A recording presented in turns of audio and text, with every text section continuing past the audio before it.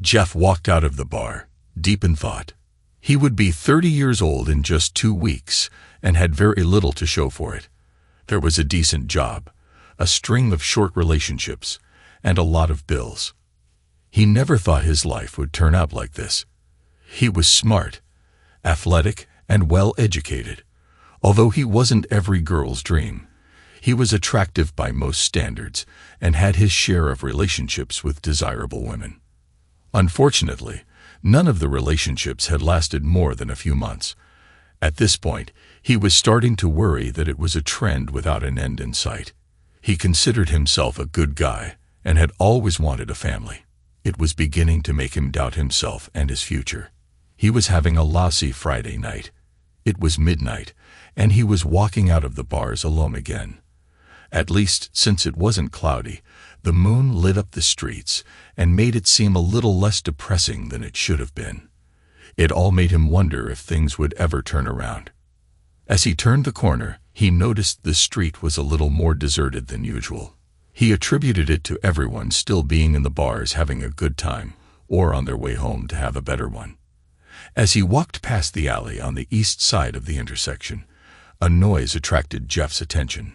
He peered into the darkness between the two buildings, and his heart stopped. There was a young woman struggling with 2 men. They were dressed in jeans and torn shirts. Both wore the same color bandanas, making Jeff suspect they were in a gang. It would have been normal for the neighborhood.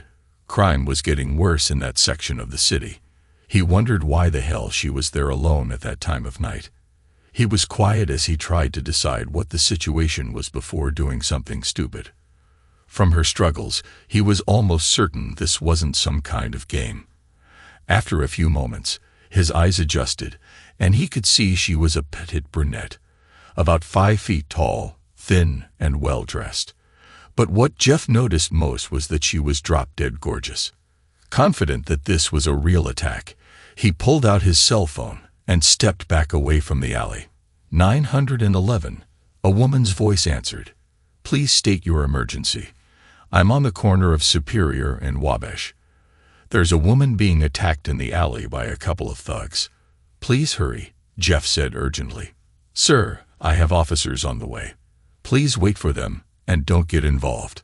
A muffled scream put an end to that thought for Jeff. He cautiously glanced around the edge of the building and saw that the girl was being held from behind by one man as the other ripped her shirt. The attacker reached a hand inside to grope her, and Jeff couldn't stop himself from walking toward them. He set the phone down on a garbage can so the operator might be able to hear some of what was happening. Hey, what's going on? He demanded. The man in front of the girl whirled around to face him. You need to mind your own business. We're all friends here. The girl moaned through the hand the thug in back had put over her mouth. Jeff quickly did the math on the situation.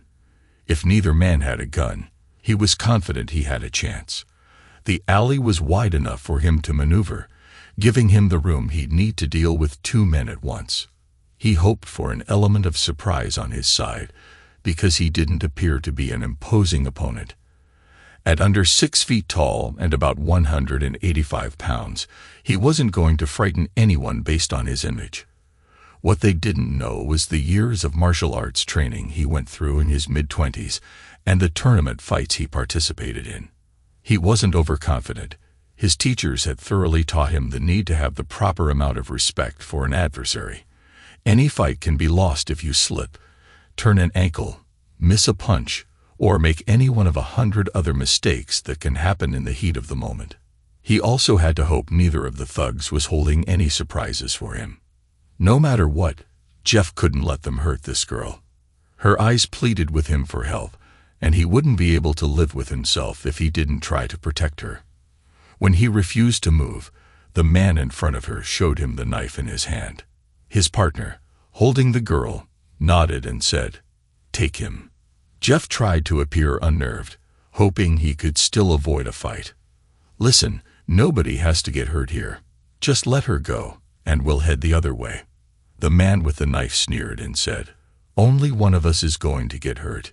You should have kept walking." Jeff saw the man tense as he moved forward. He swung the knife in a wide arc, keeping it around chest level. Jeff smoothly stepped inside and blocked the thug's arm with both hands. His right hand flashed out quickly, catching the attacker in the cheek with the back of his fist. Jeff continued his movement, stepping under the man's arm, grabbing his wrist, and twisting it. The punk dropped the knife with a whine, and Jeff finished the move he had practiced thousands of times with a roundhouse kick to the ribs. As the man doubled over in pain, Jeff stepped in and finished him off with an elbow strike to the nose. He was rewarded with a loud cracking sound and a cry of pain as the man dropped to the ground. Jeff stepped back and looked at the man holding the girl. Now that he was closer, he could see her condition more clearly. She had been roughed up, with her face showing several cuts and scratches. He still hoped to get out of this without any more violence. It was possible the girl could get hurt in the melee, or that he could lose, putting her in even more jeopardy than before.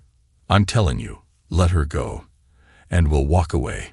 You can get your friend and go your own way. Neither of us wants to get hurt, just let her go." Jeff considered mentioning the call to the police, but worried that the thug might panic and hurt the girl or decide his only option was to take her hostage. The man looked like he was considering the offer, but suddenly threw the girl into some garbage cans against a brick wall. She fell to the ground in a heap. The thug stepped quickly toward Jeff, hoping to catch him off guard. Jeff retreated a couple of steps, trying to assess the man's proficiency with a knife. The first one was sloppy and easy, but he wasn't about to make any assumptions. Jeff guessed the man was about 6 feet tall and 200 pounds. His height gave him a slight advantage, especially while using a knife. As he stepped forward, Jeff made a dangerous gamble. He quickly slid his back foot up to his front one, raising his knee high. The man fell for it and raised his hands to protect his face, putting too much weight on his front leg. Jeff brought his left leg down with all his force, catching the other man just on the inside of his knee. The joint gave way with a sickening thud, bending to an impossible angle as the man hit the ground with a scream.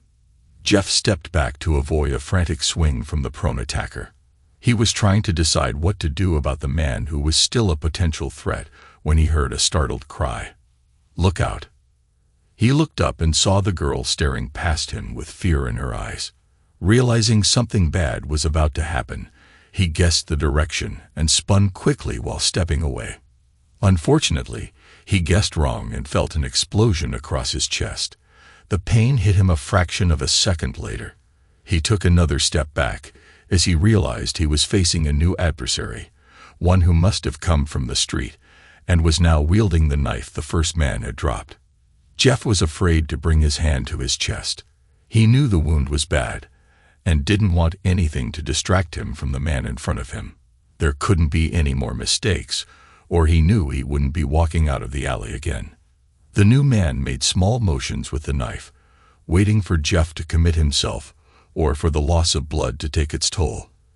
When Jeff felt a wave of dizziness hit him, he decided to act immediately.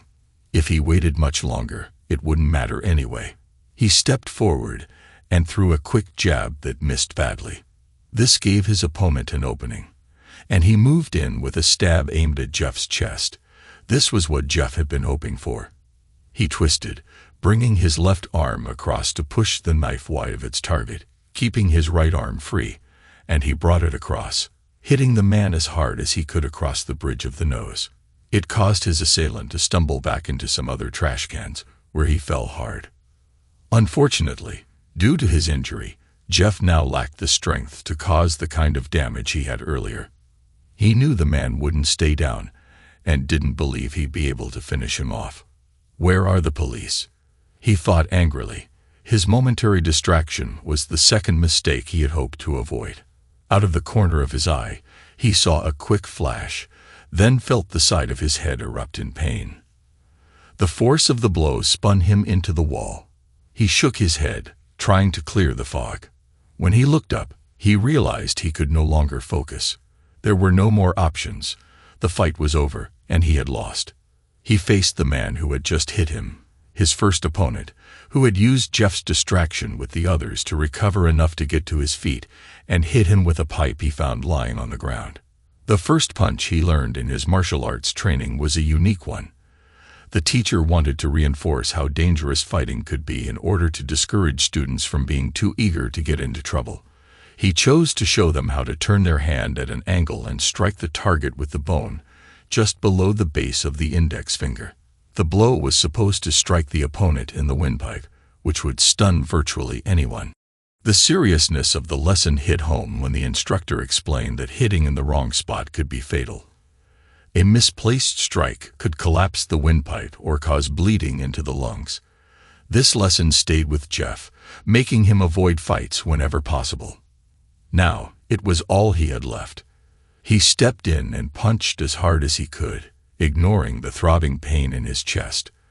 Whether it was skill or just dumb luck, he struck the man exactly where he intended. He was rewarded with a strangled cry as the man stumbled back to the wall and collapsed. Jeff staggered as another wave of dizziness hit him, and he realized it was becoming impossible to focus his eyes. He heard a trash can clatter to the ground and knew that the man who had cut him was getting back up.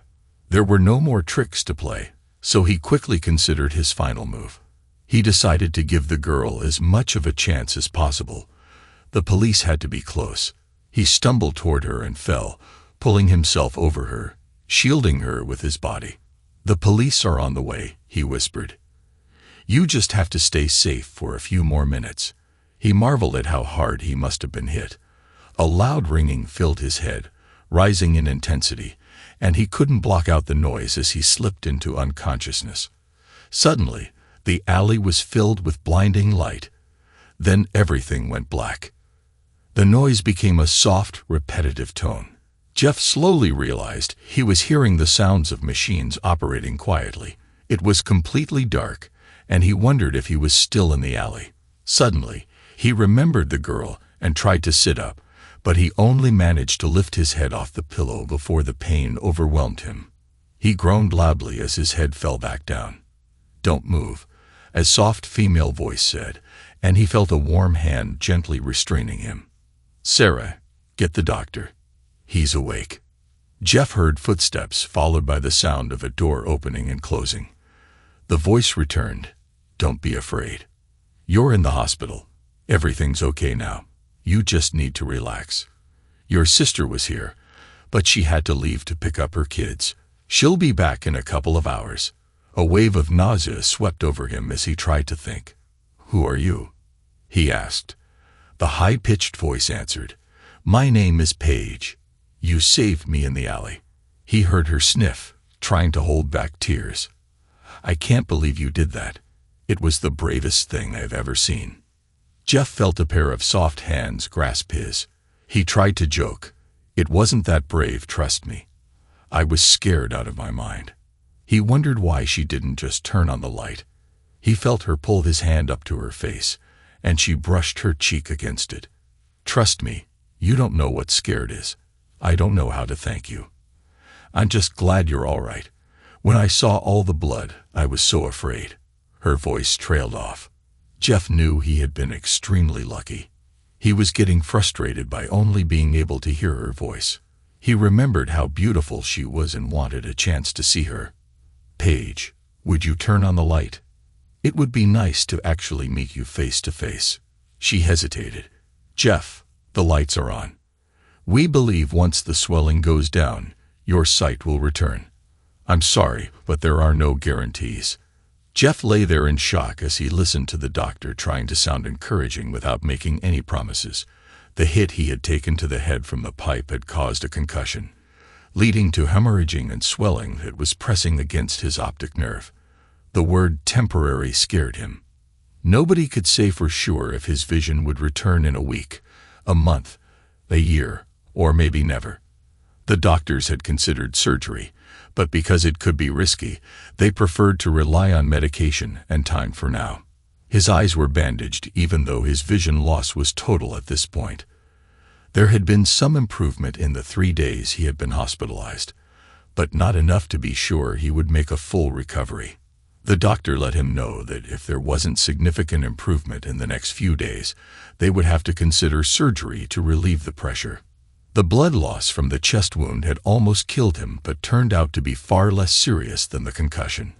The cut wasn't too deep, so there wasn't severe muscle damage. The doctor warned him not to try saving any more damsels in distress for a while, but said he would make a full recovery in a relatively short period of time.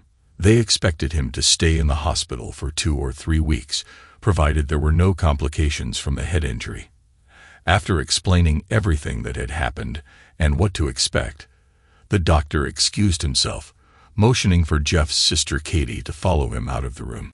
When they got back to his office, the doctor explained everything involved with Jeff's injury and his recovery. Covering the eyes isn't essential, but in a case like this, there are a few good reasons to consider it. First, he will have complete blindness for a short time, and his sight will gradually recover as the swelling recedes.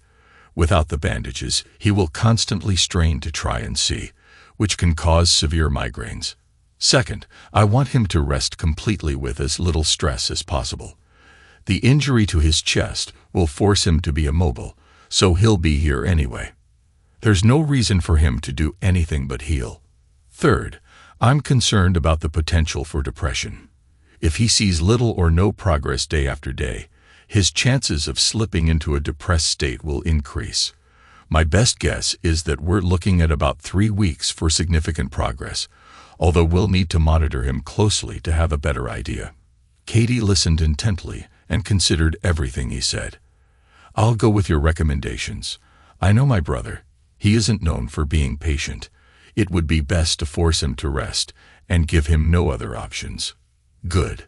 Then, assuming we can treat this without surgery, we should know a lot more in a week or so. We'll keep a close watch on his progress, and I'll let you know if there are any changes in his condition. When Katie left with the doctor, Paige took Jeff's hand. Your sister will be back in just a minute. Her voice became thick with emotion. I'm so sorry this has happened to you. It's all my fault. Jeff could hear her sobbing. Even though he felt overwhelmed by his situation, the thought of the beautiful young girl blaming herself for his condition was too much. Paige, please don't. If you start crying, then I'll start crying, and then the nurse will have to come change my bandages. He was rewarded with melodic laughter as she tried to stifle her tears. He also picked up a noise from the far side of the room. It distracted him for a moment, but he decided his mind was playing tricks on him. Jeff started to feel a little uncomfortable. Here he was, sitting with a young woman he didn't know, and he had no idea what to say to her. Can you tell me what happened after I passed out? Paige took a second to gather herself. While you were telling me the police were on the way, I started hearing the sirens. The guy who hurt you with the knife tried to run, but when he got to the end of the alley, the police cars pulled in front and hit their floodlights.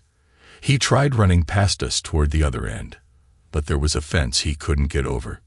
You injured the other one's knee so badly he never got off the ground. He gave up without a fight. What about the third guy? Jeff asked, remembering the strike he used. The paramedics got there right after the police and did that thing where they cut open the throat so he could breathe. You mean a tracheotomy? Yeah, that's it. They said you collapsed his airway. I guess it was pretty close. Noting Jeff's troubled frown, she added, everyone knew it wasn't your fault. You just did what you had to. You were already hurt so badly. I can't believe you were able to do that to him. I wanted to help, but I just couldn't make myself get up. I am so sorry. Don't be sorry. There was nothing you could have done.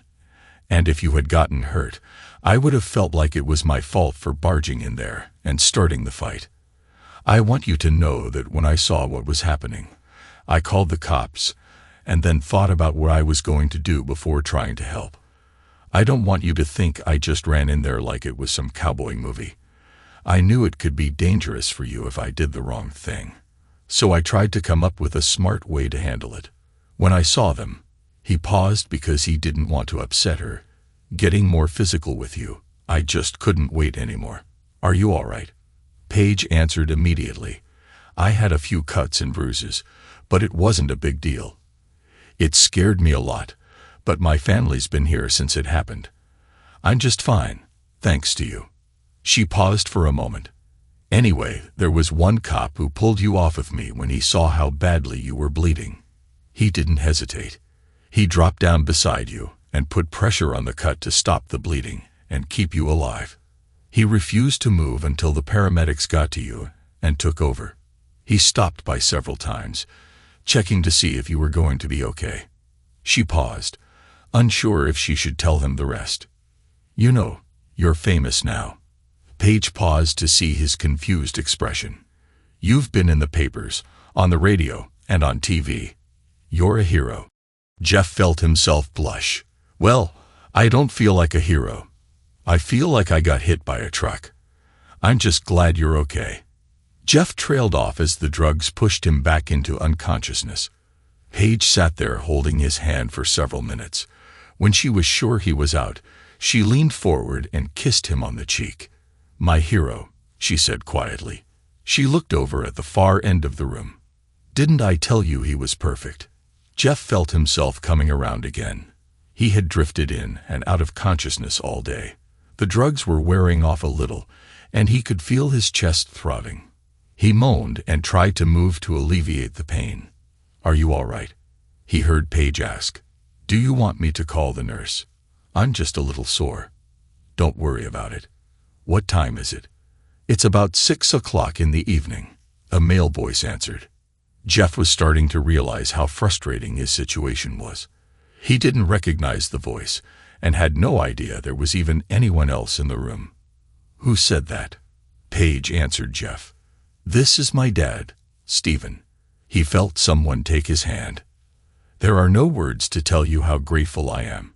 You saved my little girl from something terrible. Anything you ever need is taken care of. All you have to do is ask." Jeff found that his condition caused him to put more stock in the way people sounded. He decided he liked this man immediately. He had a softness to his voice that showed his emotion, but there was a subtle strength to it as well. Jeff thought about what it would feel like to have the girl you raised from a baby come that close to something tragic. It must have been incredibly difficult and probably made him feel helpless as well. In an odd way, Jeff decided they had something in common. "You don't owe me anything, sir. I couldn't have lived with myself if I didn't do something. I'm just glad she's all right." "I'm glad as well." Jeff could almost hear the smile of pride as the man spoke. "You know, the nurses have been complaining to me since you came in here. She won't stay in her room, and they have to threaten her to leave yours." "She still has a room. Paige told me she was fine. Is everything all right?" "Well, she broke her wrist and has some nasty bruises, but otherwise, she's okay. They told her she could go home, but I think she's staying, so they have a harder time keeping her out of here." He smiled at his daughter as he teased her. "Dad, come on," she complained. "Jeff, don't listen to him. I'm fine.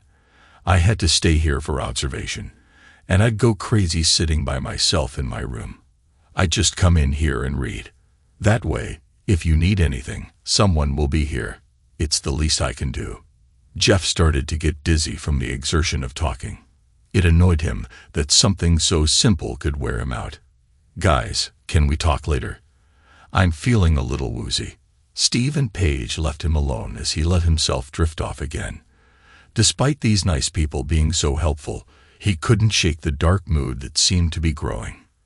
"You mean you don't want us to see him?" Paige fumed. "Dr. Walcott, that's just not acceptable." "No, that's not what I'm saying," he tried to assure her. "In cases where someone undergoes a severe trauma like the fight, it's common for them to be overwhelmed by the attention people shower on them. Since Jeff is dealing with the loss of one of his senses, it makes him especially susceptible. We don't think it's permanent," he said, then waved his hand, trying to cut off Paige's protest. "But nobody can promise him anything. It's very difficult for him to deal with, and he might feel like the attention is something that could be taken away. It's also possible he might feel like being alone sometimes.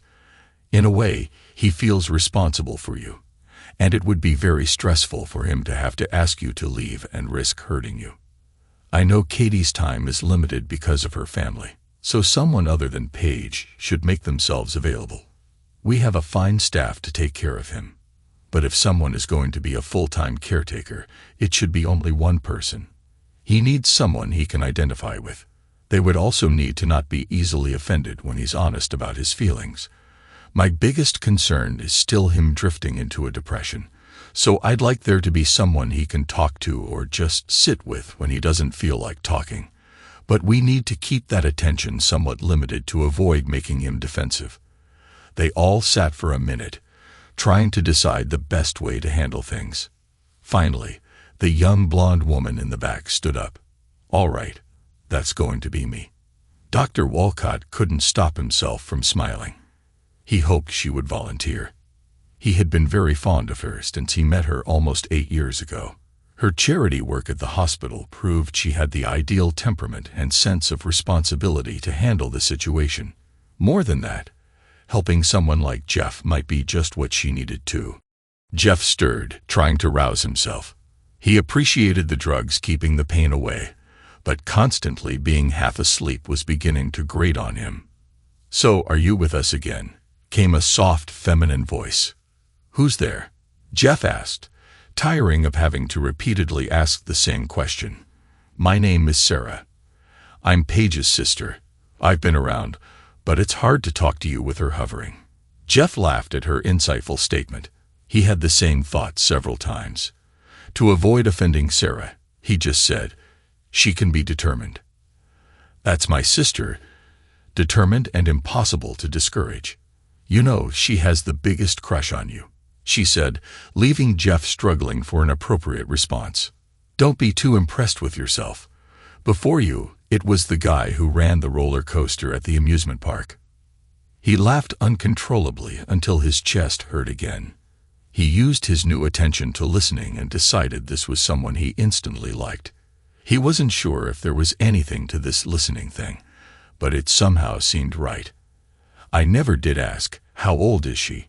"Well, Casanova, she's 18 and a freshman in college." "Why? Are you interested?"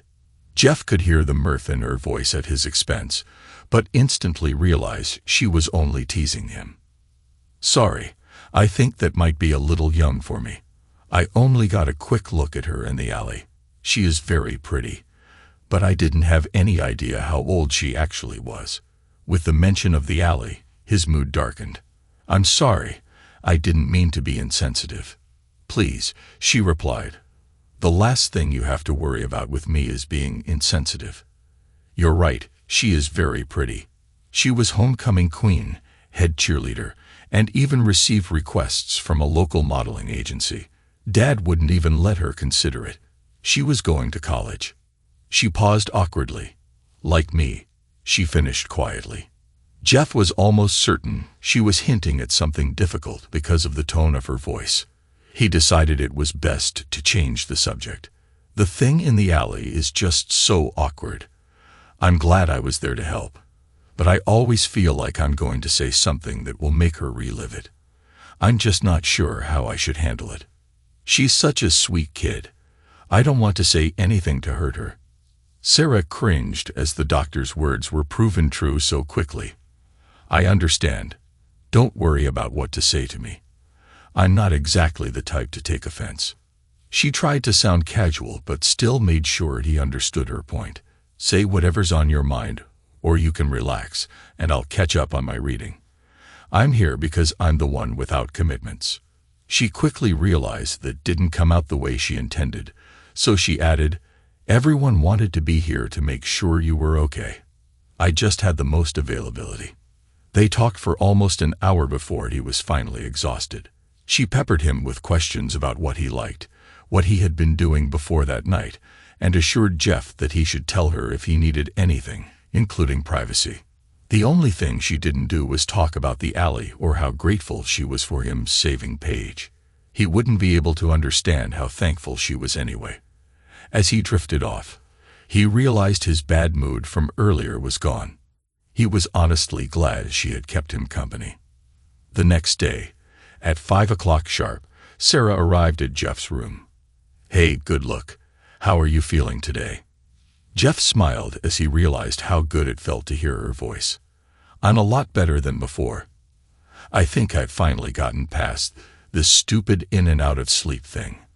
I've actually been staying awake longer and have even been able to listen to the news." Paige was right. They'd mentioned me several times. "It's so strange to hear somebody talk about me like that.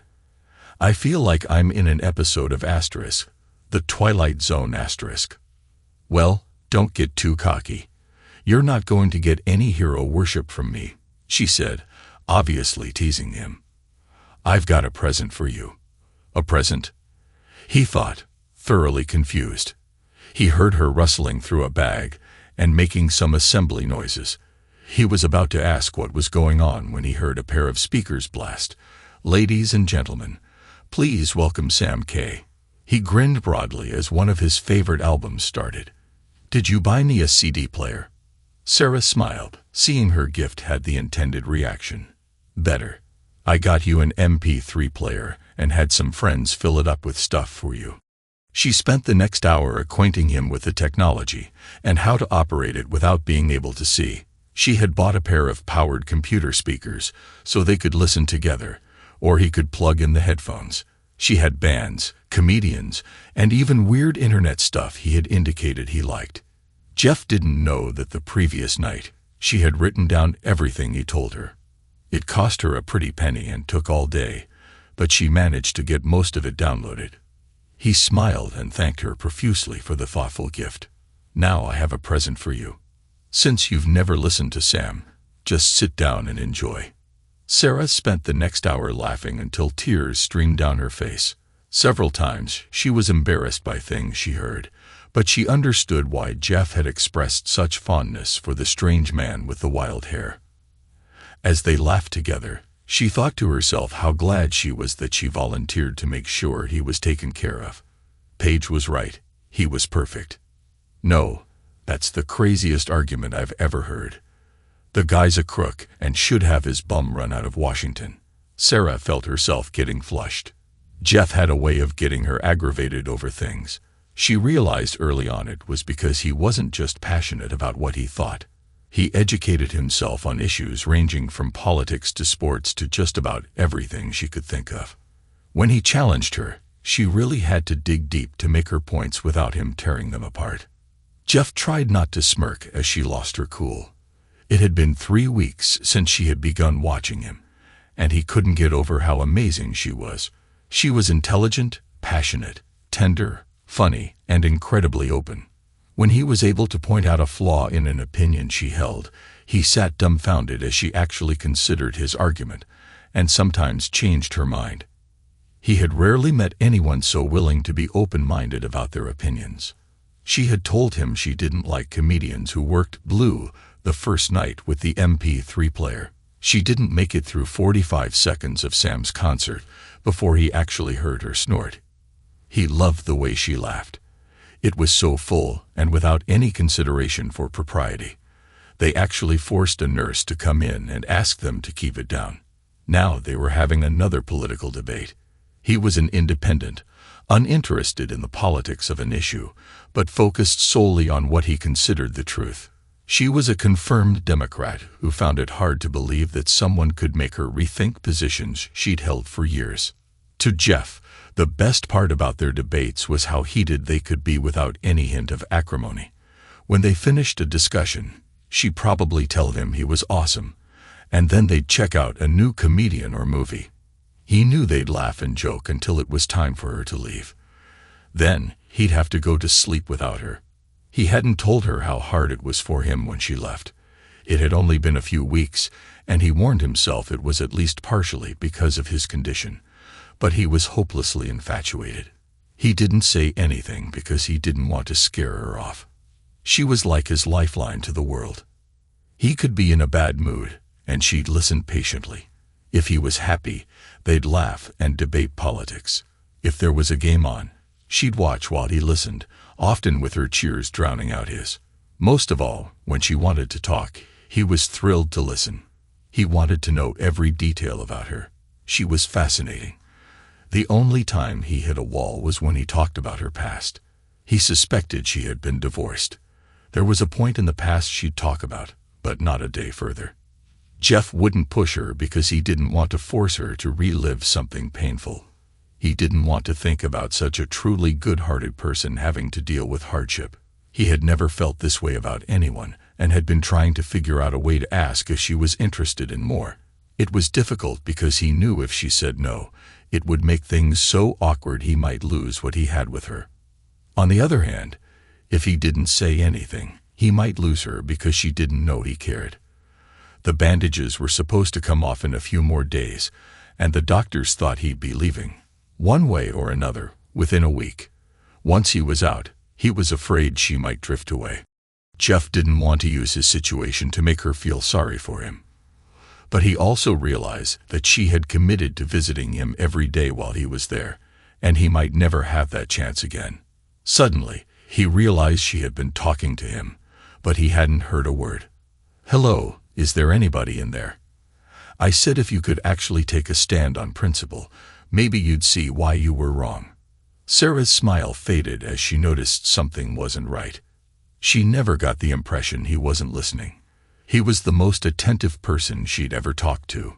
True, part of it was his status as a captive audience, but Jeff was completely genuine. She didn't doubt he would be the same anywhere. "Sarah, I really like you.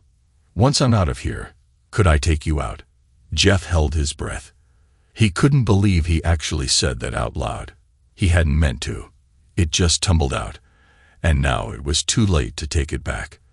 There was a painful silence. In reality, it wasn't long, but to him, it felt like hours. "Jeff, I'm sorry," she began. He didn't even hear the rest. There was a pounding in his head as he realized he had just ruined everything. He was so embarrassed. He misread her.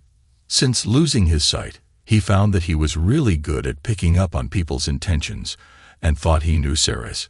"Now what do I do?" He thought helplessly. "Jeff, please understand, I really like you. But it's just not possible," Sarah said on the verge of tears. She had been dreading this for over a week. She could tell how strongly Jeff felt for her, but it was nothing compared to the way she felt. The question was how to let him down easily. He couldn't know why she wouldn't date him.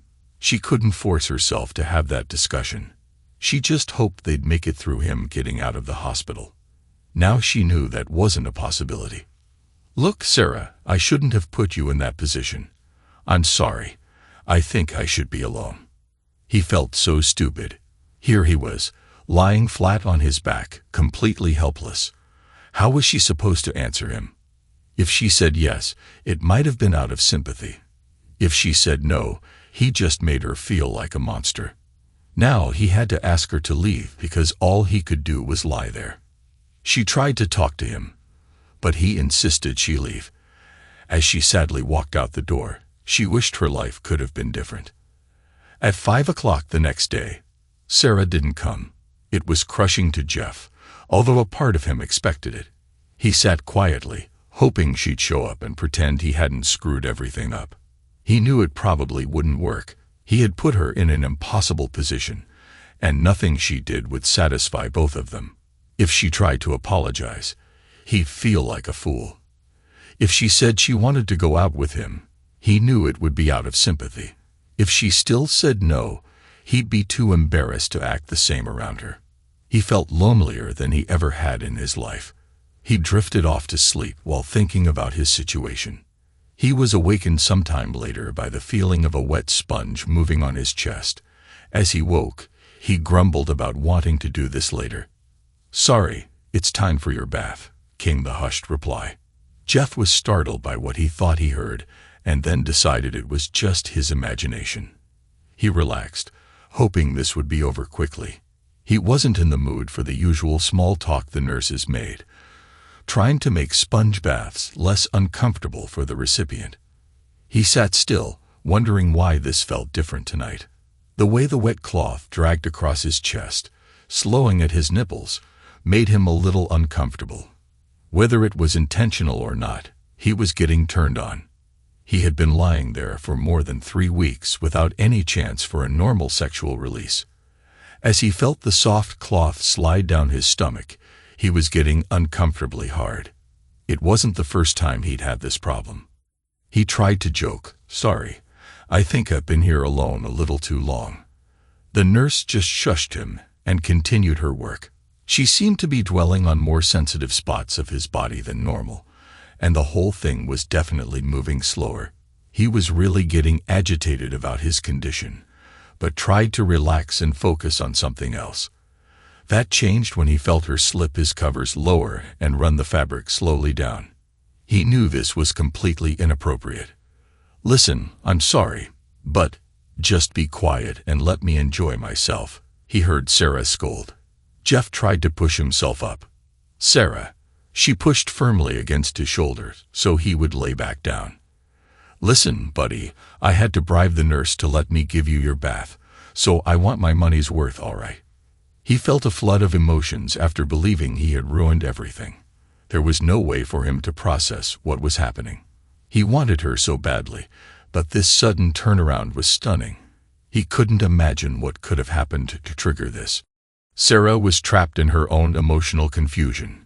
She never intended it to go this far. She wanted to tease him a little, and then apologize for the way she acted yesterday. It was supposed to be a little joke.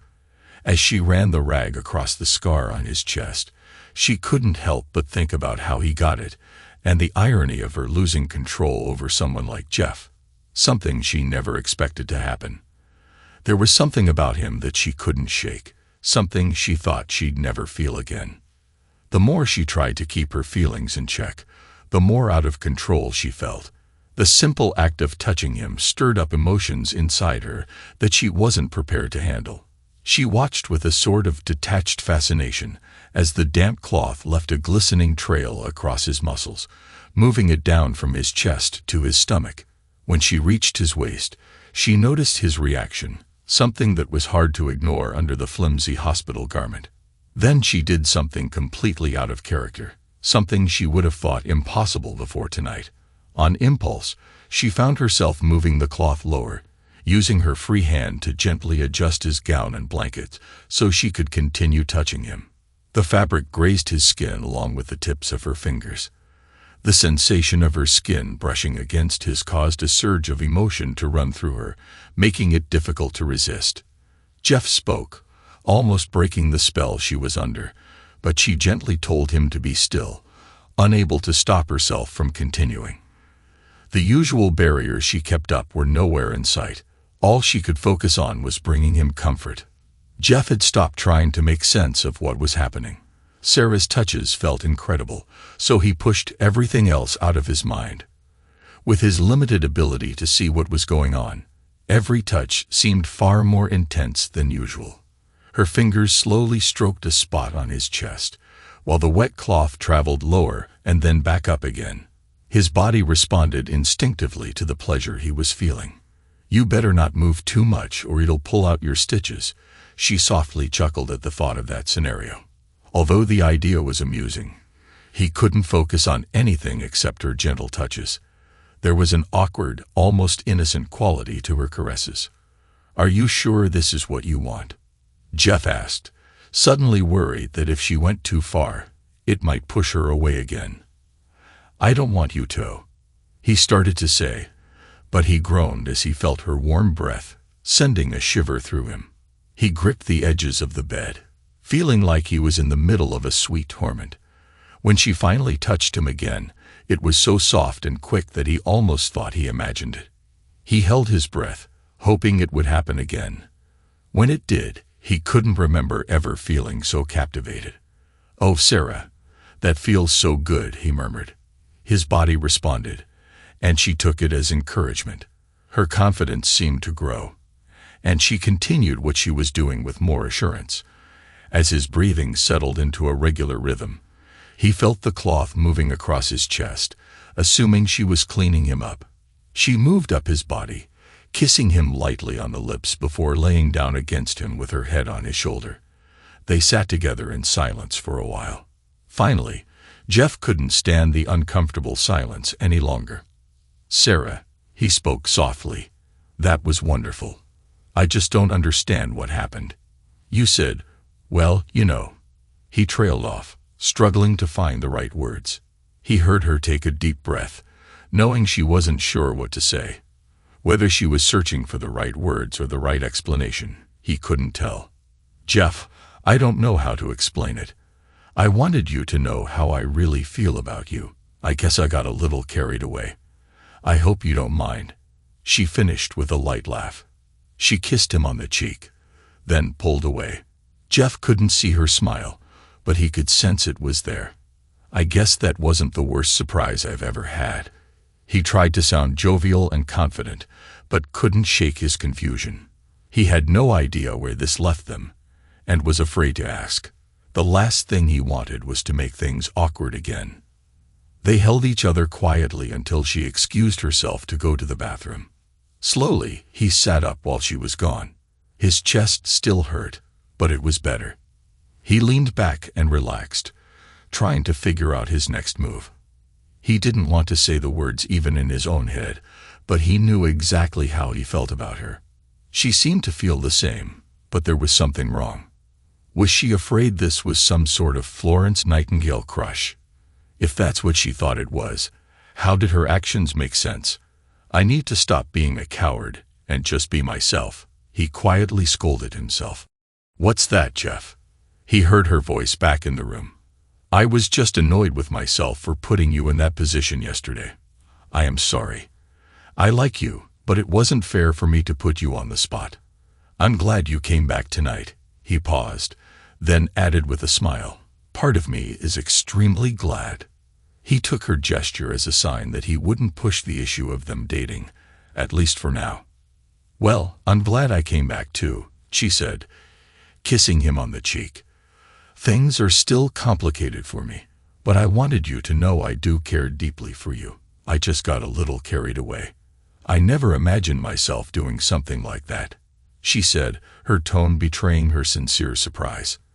There was an uncomfortable silence as they each tried to think of what to say next.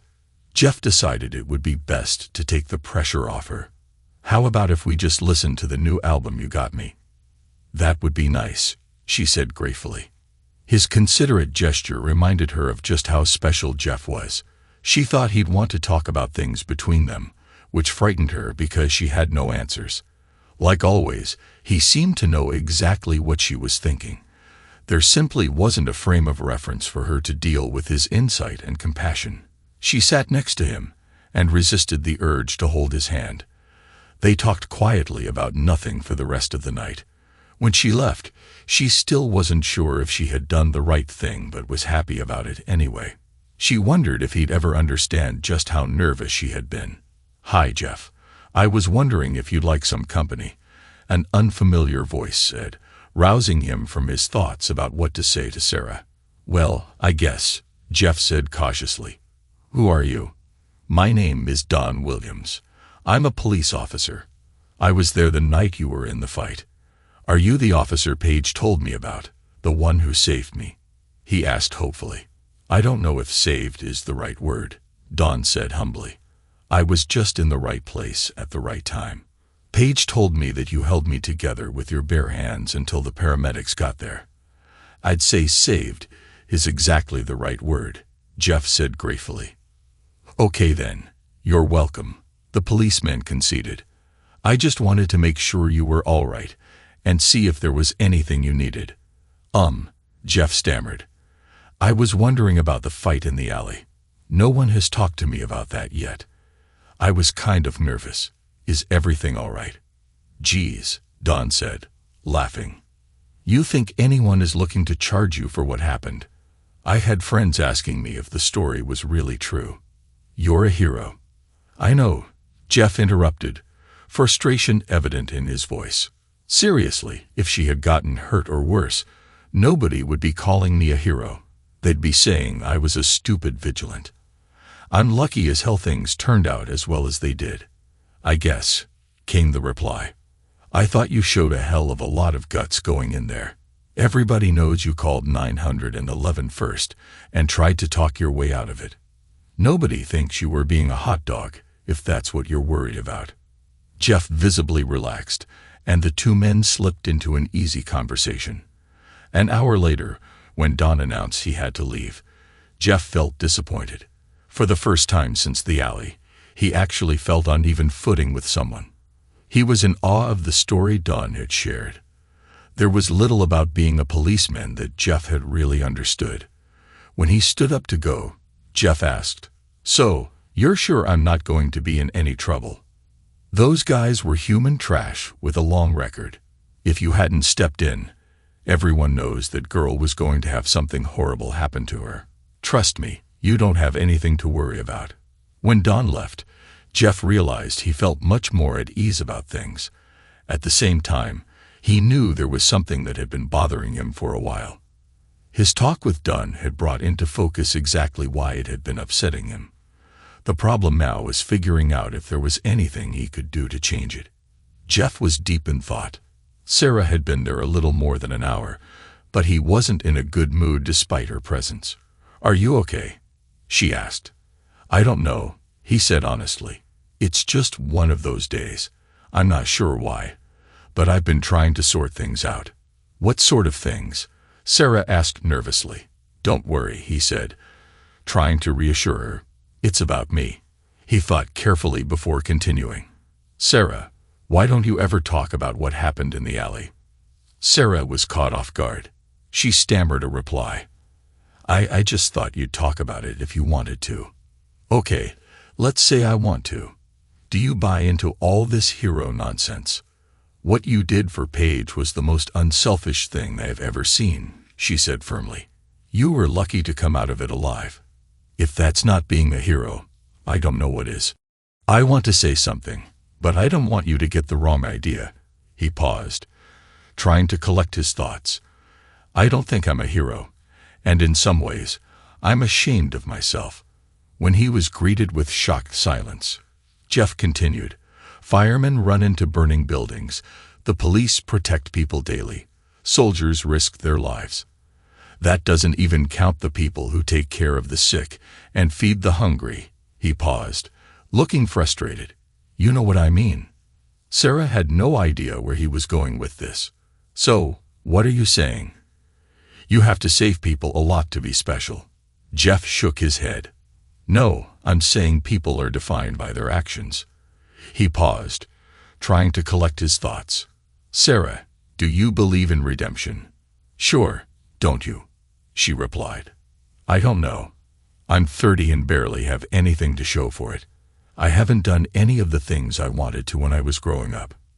Now I'm so up to my ears in bills that I'm just trying to make it to the next paycheck. I get a chance to help somebody one time, and everybody's kissing me like I cured cancer. Anybody would have done the same thing. I was just in the right place at the right time." Sarah was indignant. "No, they wouldn't have done the same thing." Jeff was surprised to hear her voice breaking, and could tell she was beginning to cry. The intensity of her reaction caught him off guard. "If you haven't done enough in your life up to now, then change it. When you get out of here, don't you ever let me hear you put down what you did for Paige. Did you ever think maybe you were in that alley for a reason?" Jeff was sorry she was upset and didn't want to antagonize her, but he also couldn't let it go. "What? You mean some master plan? Come on, do you really buy that? Why would I get to wipe away a whole life of mediocrity with one good deed?" She touched his face gently, trying to soften her tone. "What about that deed? Have you considered that she could have died if you hadn't helped her? You want redemption. Try thinking about her life after that. If she had survived." She paused, and Jeff could hear a quiet sob. "Nobody's saying you get a free pass for life because of what happened, but you damn well better believe we are all grateful for what you did. You know, I've been here getting to know you for a month, and you're a very good person. I'm not sure why you doubt yourself, but I don't." Jeff sat quietly, trying to absorb what she said. Sarah was the only person who told him what she thought without trying to soften it. He respected her opinion highly. "Maybe you're right, but it's just so overwhelming. I'm really happy she's all right, and I don't regret anything I did. I just feel like the media, your family, the hospital staff. It's just so much to deal with. How many times can you listen to someone say thank you or tell you how wonderful you were before you just don't know what to say back? Sarah didn't know what else to say. The doctor had warned them that Jeff could feel overwhelmed now. As she listened to his concerns, she understood him a little better than before, and it made her feelings for him even stronger. Knowing the way he felt made it even harder for her, considering what she would have to do. Luckily, it was time for her to go. She didn't know how to keep herself together another minute. She kissed him on the cheek again and told him that he worried too much. It will be a couple more days until the bandages come off, and then you'll feel more like yourself. She quickly got out before she lost it altogether. The next night, Jeff waited impatiently for 5 o'clock.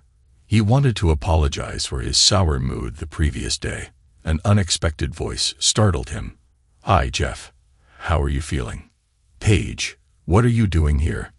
He realized how insensitive that sounded and quickly corrected himself. "I mean, it's great to talk to you. It's been almost a week." "But don't worry," Paige said with a sad smile. "Sarah wasn't feeling well, so she asked me to make sure you were okay." Jeff tried to hide his disappointment, not wanting to hurt her feelings. "Well, I'm glad you're here. You can answer a question that's been bothering me for weeks." He paused for effect. "Did you really have a crush on the guy who ran the roller coaster?" He heard her outraged laugh and felt her punch him in the leg. They hung out together for the rest of the night. Jeff remembered Sarah's take on his situation and let Paige spoil him. He could tell it made her feel good, and there was no reason for him to feel bad about enjoying her attention. He really did adore her. She was a sweet kid. He thought about Sarah's comment regarding what Paige's life would have been like if he hadn't been there and shuddered. He couldn't imagine someone like her having to deal with that kind of pain. At the end of the evening, Paige got ready to leave. Jeff didn't want to put her in the middle of anything, but had a bad feeling. "Paige, are you all going to be here tomorrow when they take the bandages off?" She understood precisely what he was asking and tried to sound hopeful. "If I can help it, everyone is going to be here." She felt terrible for not telling him more, but was afraid if she interfered, it would make everything worse. Sarah was so stubborn. "All right, Jeff, I don't want you to get too excited one way or another. The tests show that most of the affected area has healed, which is very encouraging, but it's possible you'll have limited vision or might not be able to focus correctly for some time. It doesn't mean anything. This is just the first part of the healing process." Jeff indicated he was ready and felt the doctor proceeding. He kept his eyes closed and felt the bandages being removed. When the doctor told him to open his eyes, he did so cautiously. At first, the light was so bright he couldn't focus at all. There was a stab of fear, but he held it together, remembering the doctor's warning. Soon, his eyes adjusted, and he tentatively looked around the room. It was a little fuzzy, but he saw his sister, the doctor, and Paige, who looked even more beautiful than he remembered from his quick glance in the alley. "Wow," the young woman said nervously. Sarah wasn't kidding. "You really are beautiful." Paige gave an excited squeal and threw herself into his arms, crying freely. Jeff was tempted to tell her it hurt like hell to have her crash into his chest, but he couldn't bring himself to spoil the moment. As he looked around the room, he saw her father, a distinguished-looking gray-haired gentleman of about 50. Although he was older, he was in remarkable shape. Jeff thought he looked like the kind of man who was fully capable of watching out for 2 daughters. He noticed that Stephen was hugging Katie. The only thing missing was Sarah. "She's not really sick, is she?" Jeff asked, already knowing the answer. Paige couldn't look him in the eye. She had argued with Sarah for hours, but to no avail. Her sister was intractable. No, she wouldn't come. "I'm sorry, Jeff. I tried everything, but she wouldn't budge." Jeff was despondent. "I just don't understand. I thought I mean, how could I have been so wrong?" Paige looked at her father with frustration, ignoring a warning glance. She shocked Jeff with her next words. "She does like you. Maybe it's even more than that." Jeff was confused and more than a little frustrated. Then why isn't she here? What the hell is going on? Katie looked to Paige, then to Stephen, and said, "Look, he's my brother. If you don't tell him, then I'm going to." This isn't fair. Stephen appeared to be having a terrible argument within himself. He looked at Katie, then at Jeff, and finally made up his mind. "She didn't want you to see her," he said quietly. Jeff looked like that answer made him more upset than before. Stephen continued, "Look, son, we all were hoping she'd tell you herself. None of us were trying to hide it from you, but it's such a difficult situation." Jeff started to really get upset as the tap dance continued. "You're obviously going to have to tell me, so just do it. This guessing game is just making it worse." When he saw the man cringe, Jeff regretted his words. This was obviously very serious and incredibly difficult for him to talk about. No matter what frustration he was feeling, there was no need to make this harder for him. Paige couldn't take it anymore and just blurted out, "They were so happy when you saved me. No one wanted me to end up like her." She covered her face and burst into tears. What the hell is that supposed to mean? Jeff had a sinking suspicion, but couldn't bear the thought. Stephen finally spoke again. "Jeff, when Sarah was in high school, she was sexually assaulted." Jeff felt like he had the wind knocked out of him. This had to be some kind of cruel joke. Then he remembered the wall she would put up when discussing the past, and everything suddenly made sense. What happened? He mumbled, wishing he didn't want to know. Paige moved to her father, putting her arm around him for support. Jeff felt twice as bad for snapping at him earlier. A father having to explain something like this must be horrible beyond words. She was grabbed off the street on her way home from school. Stephen said, his voice breaking. The sick son of a bitch forced her into his van. He stopped and wiped at his eyes with the back of his hand. When he saw he couldn't continue, Paige took over, trying to ease his pain. When she finished with him, she was furious. She's always been a fighter. She spit in his face and told him how weak a man he must have been to grab a girl off the street. He was so angry he cut her. "What do you mean, he cut her?" Jeff asked, unable to process the information. Katie couldn't stand to see either of them relive this. "Honey, he cut her face. She has a terrible scar, all the way from above her ear to the middle of her chin." Jeff thought about the conversation they'd had about Paige and what her life would have been like, realizing painfully that Sarah was talking about herself. He thought about all the clues that had been there, but he had never noticed. The thought of the pain she must have suffered was unbearable. Finally, he couldn't take it anymore and bolted from the bed. He almost made it to the bathroom before he began vomiting. After a moment, he felt a hand on his shoulder and heard his sister's voice. "Are you all right?" "No, I'm not all right. Why the hell didn't you tell me? I feel like such an idiot." "What exactly was I supposed to tell you?" "That the lovely young woman who looked after you every day had a scar. Would that have made any difference to you?" He thought for a moment. "No, but what if I said something to hurt her?" "I had no idea." That was the whole point. The reason the doctor wanted someone other than Paige to look after you was because you weren't supposed to worry about anyone but yourself. If you had been worried about hurting her feelings, it would have stressed you out. You needed to relax and heal. When Sarah volunteered to take care of you, her family hoped it might help her come out of her shell. We all hoped this could somehow help both of you. She helped him up and over to the sink, where she cleaned him off. Then she said firmly, "Now come back to bed." After she helped him, he tried to decide what to do next.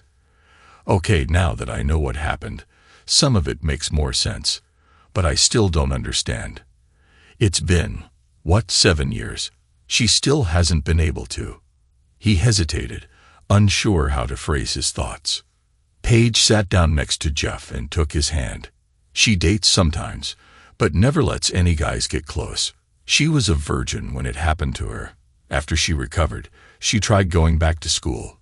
She had a really hard time because she felt so self-conscious. Everyone knew what happened and treated her differently. She didn't have many friends, and some of the kids even picked on her because of it.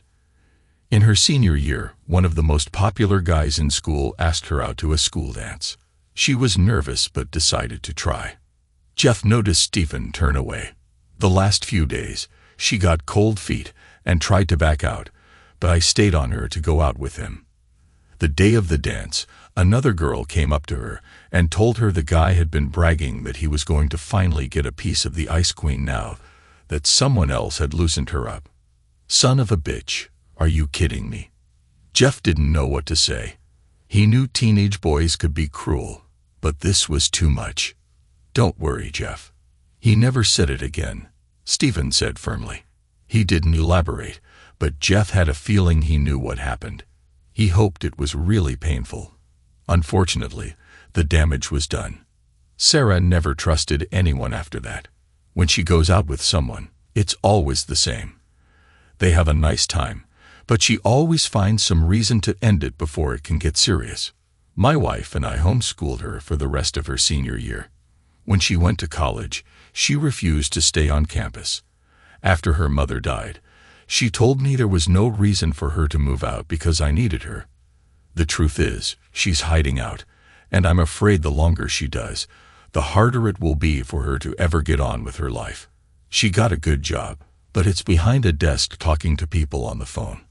I'm afraid we just don't know how to help her more than we have. The problem is that the scar is a constant reminder of what happened to her. Every time someone meets her, she knows it's the first thing they notice about her, and it's tied to the worst memory imaginable. I don't understand, Jeff said, unable to comprehend the pain she must have been dealing with. If she had such a hard time coping with the scar, couldn't they have done something about it with surgery? It got better with the first couple, Stephen replied. Then she refused to have any more. She said she didn't care, but I think part of it was her being scared, and part was that financially, it would have wiped out her mother and me. Paige is right. Sarah is incredibly stubborn and refused to consider it, no matter what we tried. Dr. Walcott told us it wouldn't be a good idea to push her. He said she needed to decide whether to have another surgery or live with the scar as it was. But us trying to force her could push her away from us. Her mother and I were so afraid of doing the wrong thing that we just let it go. He looked down in frustration. You'll never understand how hard it was for me to deal with something like this. I just wanted my baby to be all right again. Paige hugged Stephen tightly, wishing there was some way to make him feel better. Katie put her hand on his shoulder, afraid to imagine anything like that happening to one of her kids.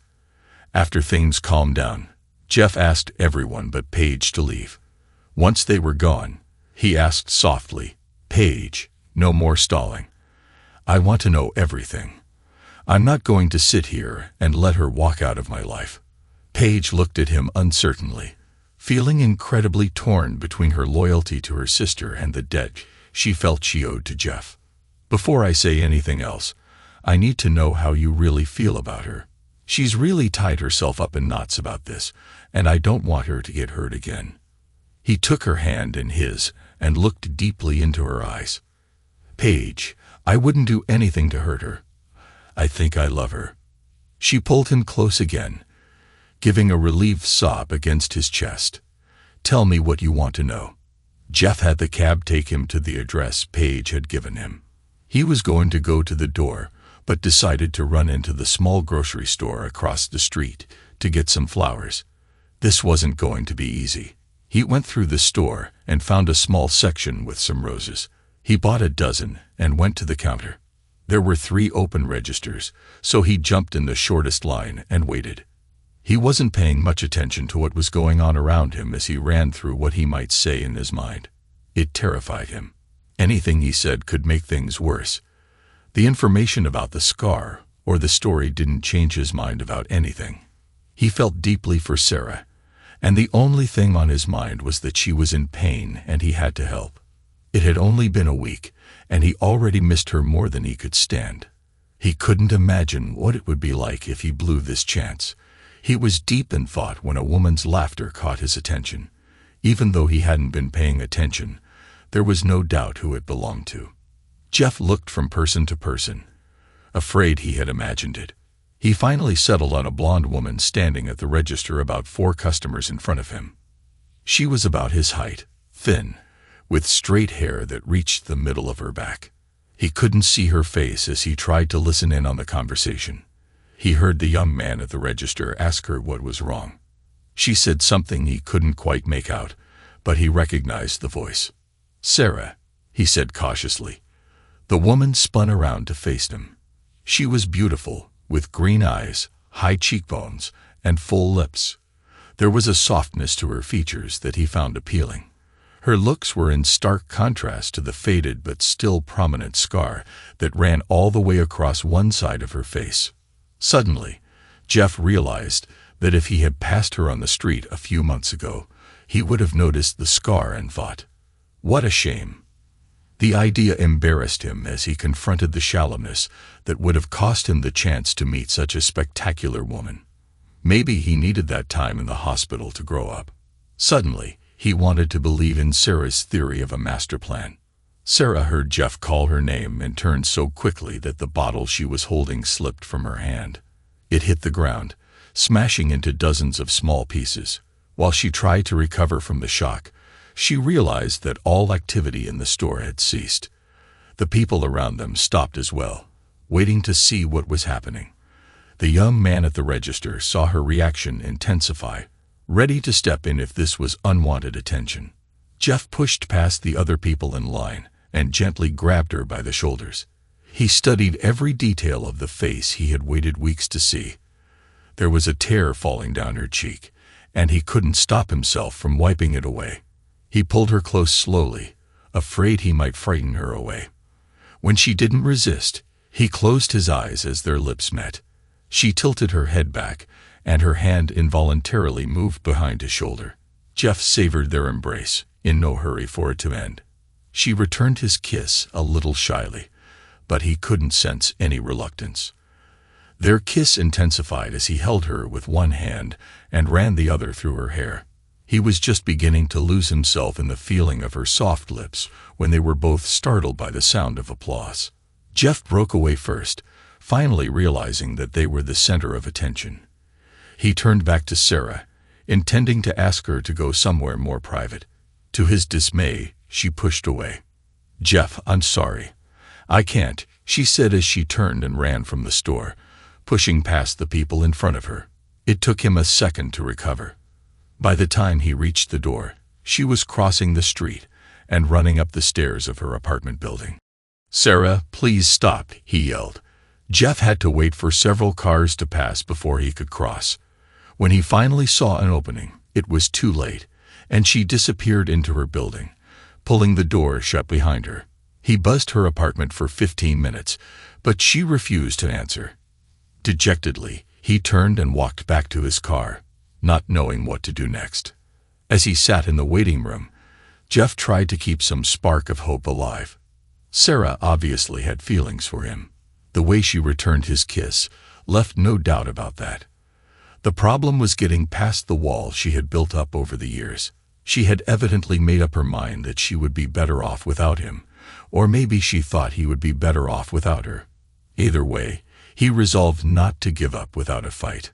A pleasant-looking young woman sitting behind a desk caught his attention. "Dr. Walcott will see you now." Jeff walked through the door, and the doctor rose to greet him. "Jeff, you're looking well. How can I help you?" "Paige told me to talk to you," Jeff said. "She said you helped Sarah through her recovery and have stayed close with her over the years." The doctor frowned. "Jeff, I can't talk to you about what I discussed with the patient. You understand that, right?"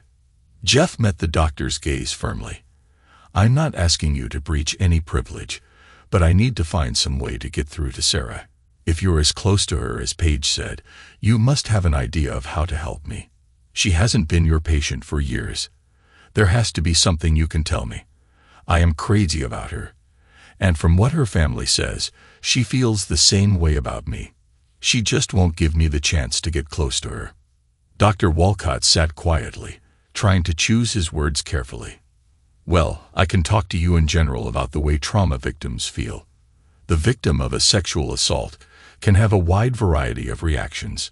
Some become insatiable with their desires, trying to fill a void in their emotions with the act of sex.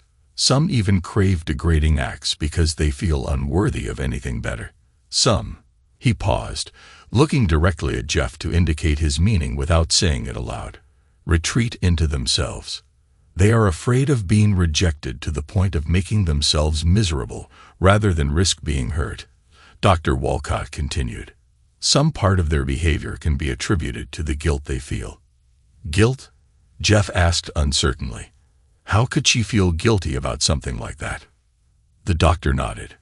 It sounds illogical, but victims of trauma often struggle with feelings of guilt. Control is a matter of perspective. Son, in some victims' minds, they continue to question if they made all the right choices. If they had done something differently, could they have avoided what happened?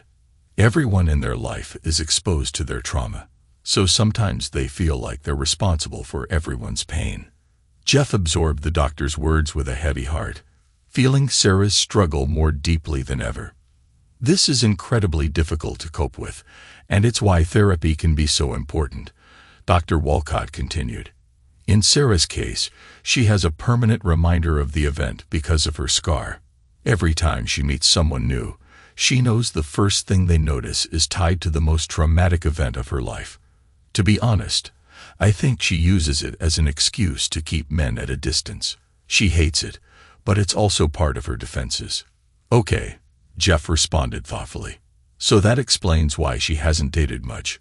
But what about me? She already knows I care about her. And I know she cares about me. What happened to her doesn't change the way I feel about her. I already know the real Sarah, and she's wonderful. The doctor nodded his agreement. She is a remarkable young woman, but in a way, you are more of a threat to her than anyone. He paused as Jeff shot him a confused look. She knows you had feelings for her before you found out about her past. Now that you know, I'm sure she's afraid you might reject her. She's probably also worried about you being too nice to walk away, even though you might want to. I wouldn't be surprised at all if she has talked herself into believing that your pursuit is based on pity, which would be even more devastating to her. Jeff clenched his fists, feeling anger and helplessness rising inside him. So let me get this straight, Jeff said, starting to get angry. If I blow her off, it's because I'm a jerk. If I try to get close to her, she thinks I'm still a jerk, but don't want to look bad. How the hell do I deal with that exactly? Dr. Walcott looked sympathetic but firm. How do you deal with that? Patience, Jeff. Patience and persistence. Great. Now you sound like a shrink, Jeff said, clearly frustrated. Jeff, I can't give you any magic words to make things better, the doctor said gently. If I knew them, I would have used them with her 7 years ago. She is such a special young woman that it kills me not to be able to help her. I watch her every week, wondering if there is something I could think of. With a sudden realization, Jeff's head jerked up to look at the doctor. What do you mean, every week? This time, it was the doctor's turn to look confused. She volunteers here every Monday and Friday in the children's ward. She has for years. I would have thought her family would have told you that. He was surprised when Jeff abruptly rose and headed for the door. Sorry, Doc, I've got to go. Sarah walked into the hospital, lost in her thoughts. It was her first time back since her last night with Jeff. She had missed 3 of her volunteer shifts in a row and wasn't going to miss another, no matter what. Some days, it felt like the kids were the only reason she got out of bed. People often complimented her on how caring she was for spending time with sick children. The truth was, her time with the kids did as much for her as it did for them. She had taken 2 days off work after her encounter with Jeff. It was so unsettling that she had no idea how to begin dealing with it. Part of her wished he had never come looking for her because of all the emotions it had stirred up. Another part of her wished he hadn't left. She sat by the window of her apartment for hours, hoping he'd come back and wondering if she could have forced herself to talk to him. Jeff was a very good man. It was incredibly unfair to him, and she knew it. How could he have any idea what she wanted when she didn't know herself? Paige had tried to help, But Sarah had been angry with her sister for interfering and let her know it.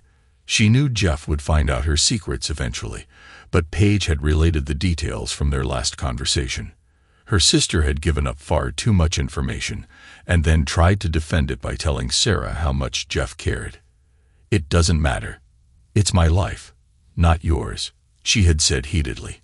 Although Paige had called every day, Sarah refused to talk to her. She loved her sister and knew Paige meant well, but this wasn't the kind of situation that called for an 18-year-old who thought she knew everything. As she walked down the hallway, Sarah thought again about what her younger sister had been through and what could have happened. She shook her head as she approached the door. Eve got to call her tonight and apologize, she thought.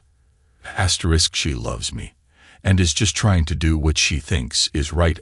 Sarah even flirted with the idea of calling Jeff to apologize, but couldn't imagine what she could say.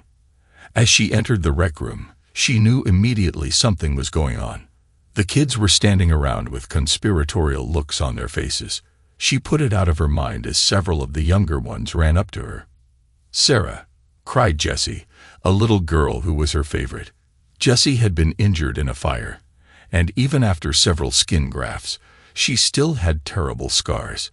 Jessie's mom had told Sarah how much her visits had meant because the little girl identified with the caring woman who had her own scar. Sarah hugged Jessie and gave her a kiss on the forehead.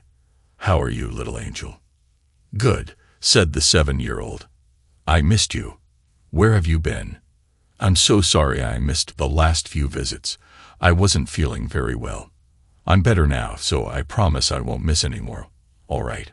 Jess smiled and said mischievously, "Okay, but you owe me a promise." Sarah looked at her with an amused expression. "Okay, Jessie, I owe you a promise. Anything you want." "Yes, I promise." "Promise anything you ask me," she said, laughing at Jess's persistence. She expected to be making a trip to the cafeteria for a candy bar any second now. "Well," said the child shyly, "one of the boys here likes you." Sarah looked around the room quickly, noticing flowers on one of the tables. "He was scared to tell you, so he bought you flowers and asked me to do it because we're friends. He wants a kiss from you and wants to tell you something. Remember, you promised." Sarah was on the verge of laughing over the precocious child's demands. She tried to keep a straight face, not wanting to hurt any of the boys' feelings. The oldest child in the room looked to be 11 or 12. It would be terrible to make any of them feel like she was making fun of them. "Yes, Jessie, I promise I'll give him a kiss for the nice flowers, and I'll talk to him." "So, who is it?" she asked, still looking around the room. Jessie smiled wide and pointed behind Sarah. "It's him," she yelled, jumping up and down excitedly. Sarah turned and felt her knees go weak as she saw Jeff standing with a bouquet of her favorite roses. "Hi, Sarah. How about that kiss?" Jeff asked as all the kids began cheering. Sarah blushed, looking around in embarrassment. She saw Jessie smiling with glee and knew she had no way out. Sarah watched, motionless, as Jeff walked up to her. "You tricked me," she hissed. "You didn't give me any choice," he replied with a grin. "Now, are you going to let the kids down, or are you going to kiss me?" She leaned forward to give him a quick peck on the lips, but Jeff caught her and pulled her closer.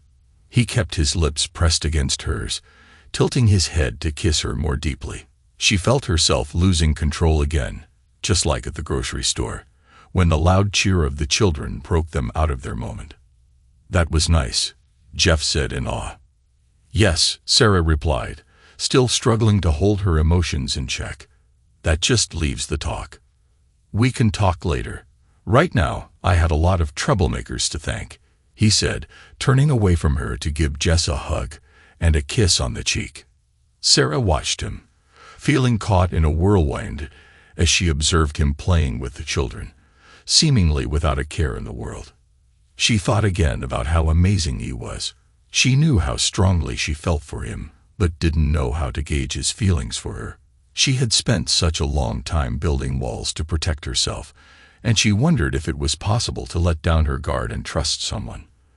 The one thing she was sure of was that if there was anyone she could trust, it would be this man. Sarah drove, unable to organize her thoughts. 7 years of protecting herself and not allowing anyone inside had left her unprepared to change. It scared her more than she could face. Jeff already had the power to hurt her more than any man since the attack. If she let him in further, she couldn't imagine how intense it would get. Asterisk, this is crazy. I've only known him for 4 weeks, asterisk, she thought. Twice, she had talked herself out of going to his place, but couldn't seem to make herself dial the phone. It was like the scene at her apartment, but reversed. Now she was afraid something would happen, and he would change his mind. It was a fear she wasn't used to, and it hit her hard. She found a parking space close to his apartment and reluctantly got out of her car. As she slowly walked to the door, Sarah nervously fidgeted with her hair and clothes, trying to make sure she looked her best before he answered. When he opened the door, Jeff looked at her with open admiration. "Wow, you look amazing." Sarah felt embarrassed, but accepted the compliment. Jeff asked her to come inside and offered her a seat on the couch. He went to the kitchen for drinks and then sat next to her. He was suddenly at a loss for words, so they sipped their wine in awkward silence. Finally, Sarah couldn't take it anymore and spoke up, her voice sounding surprisingly brittle. "So, how did you work that out today? I didn't realize working with kids was one of your specialties." "That was kind of a dirty trick," Jeff replied evenly. "I told you before, you didn't give me any choice. I'm not going to apologize. I would have done anything to get you to talk to me. Are you upset?" "No," she admitted, unable to suppress a smile. "I thought it was original. How did you know about me working with the kids?" "I'm not going to tell you all my secrets," he replied cryptically, his mood lightening. "I've been spending all my free time with them since Tuesday." I was surprised. It was a lot of fun, and they seemed to like me too. When I told them about my plan, they all wanted to help, especially Jessie. "You're really close to her, aren't you?" She nodded. "How did you like your new start?" When she saw Jeff's confused expression, she continued, "You told me in the hospital that you wanted to do something more important with your life. I can't think of anything more important than caring for those kids, even if you did it with an ulterior motive." "Well, I had a great time with them. I'll be happy to go with you every week." He paused, searching her face. "If you want me to." Sarah nodded, feeling more comfortable. "Listen, Jeff, I have to apologize for not coming to the hospital. In the end, I didn't know how to handle what would happen when you could see again, so I ran away." She looked away.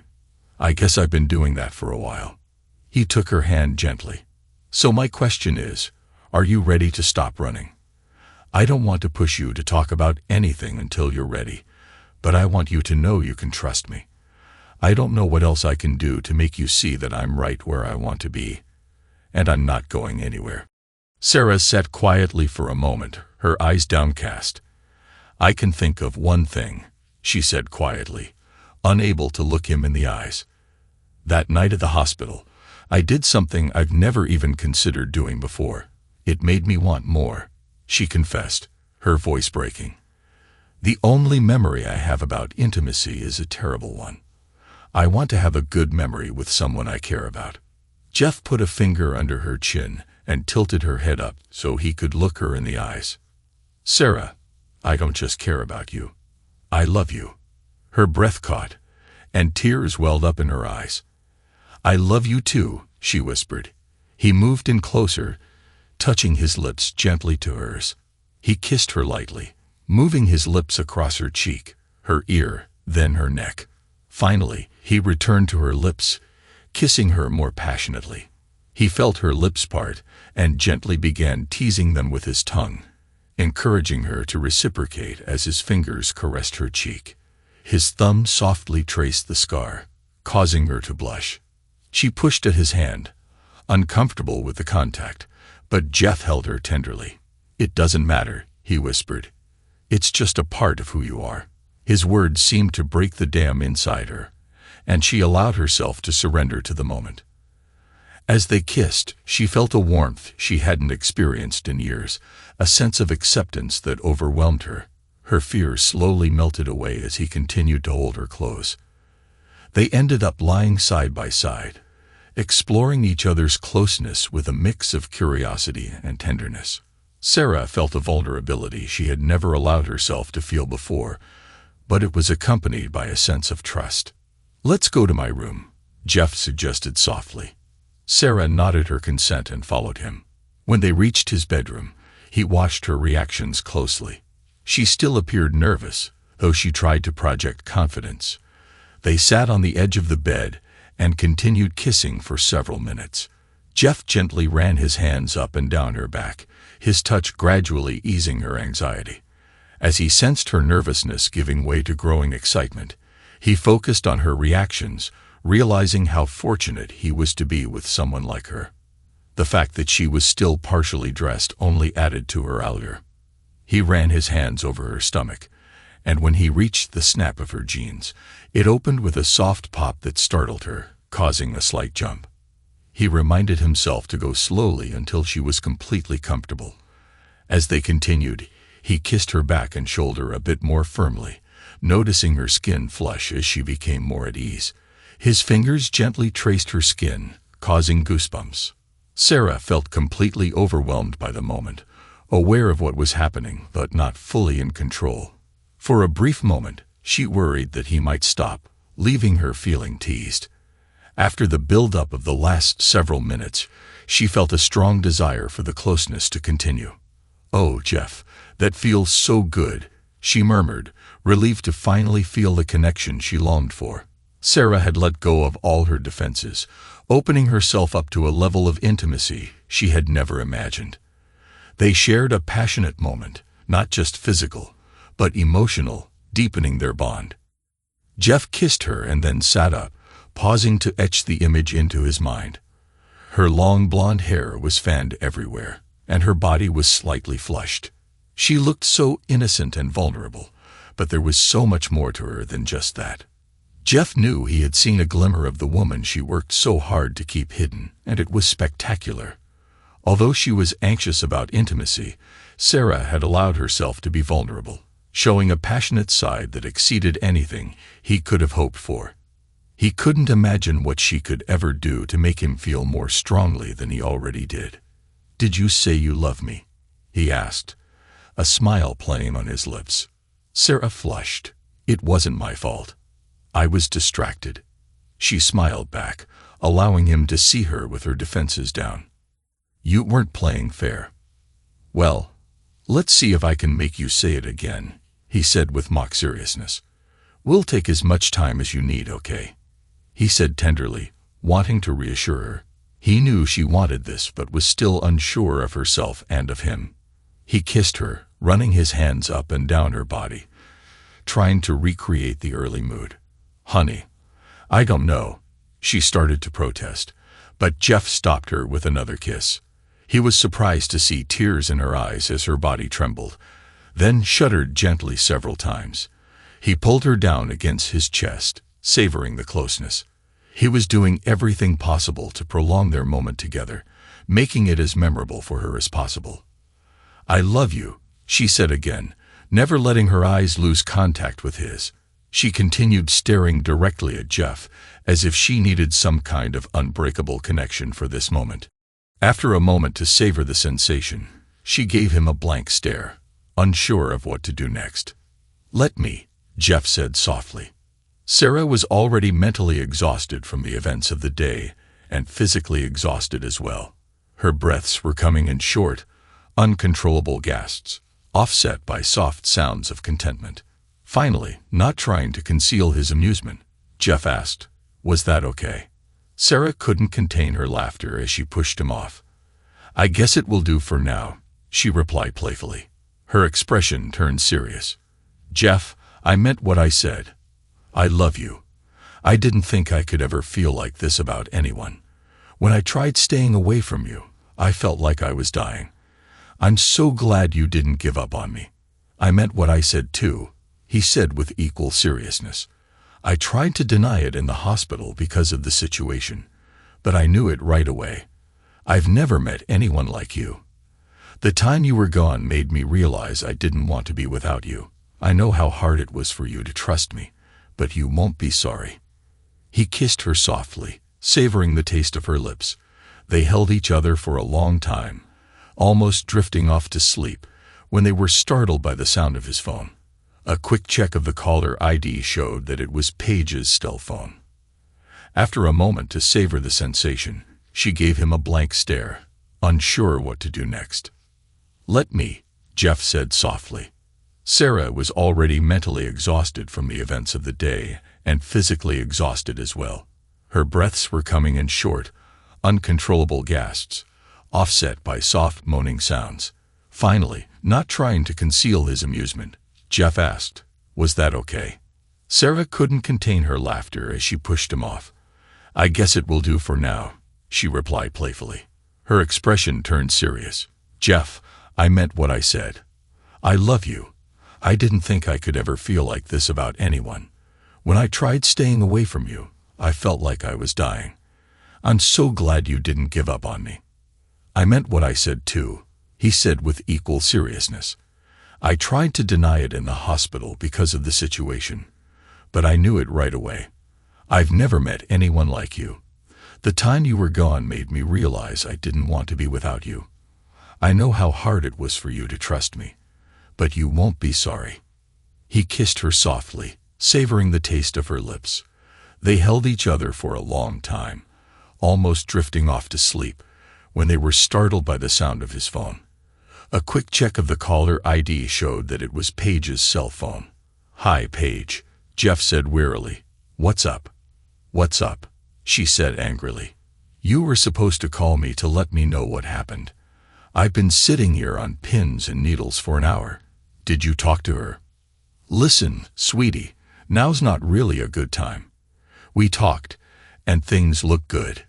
Can I call you tomorrow?" "Tomorrow?" she asked incredulously. "How do you expect me to wait until tomorrow?" "Please, Jeff, you have to tell me something. Is she okay?" Sarah's head was on Jeff's chest, allowing her to listen in on the conversation. She heard her little sister's barrage of questions. It was obvious Paige wasn't going to let Jeff off without more of an explanation. She reached over and took the phone away from him. "Hey, sis," Sarah said, looking at him with a mischievous grin. "Jeff's a little worn out right now. He's going to have to answer all your questions tomorrow after he's had some rest." There was a long pause on the other end. "You mean you too? You did it?" Paige finally managed to say. "Yes, nosy. Do you think you could manage to keep this one to yourself? I know Dad likes Jeff, but this might be a little too much information," Sarah said, winking at him. She was about to continue teasing her sister when she heard a sob on the other end of the line. "Paige, are you all right?" she asked. "I wanted this so badly," the younger girl cried. "I just wanted you to be happy. I told you he was the right guy for you." "Oh, sweetheart," Sarah said, suddenly ashamed of herself. "I'm sorry I yelled at you last week. I understand you were just trying to help. If you hadn't butted in, I might not be here right now." "Thank you. Come over here tomorrow morning, and we'll tell you everything, all right? Besides, I owe you a giant hug, little sister." Jeff put his arm around Sarah's shoulder when he saw tears in her eyes. He took the phone away from her. "Paige, now you've made your sister cry. I'm going to have to figure out some way to distract her," he said, flashing Sarah a playful grin. "I think we'll tell you the rest when you get here in the morning. Then maybe we'll all go out with your dad for dinner and figure out what to tell them." He smiled, picturing the uncomfortable conversation, but one he believed would make Stephen very happy. He watched Sarah close her eyes as his soft touches started another wave of sensations. He turned his attention back to the phone. "Paige, not too early, okay?" Thanks to everyone who took the time to listen to today's stories. If you enjoyed it, please consider liking and subscribing if you haven't already. Feel free to share your thoughts on the events in the comments below. Take care.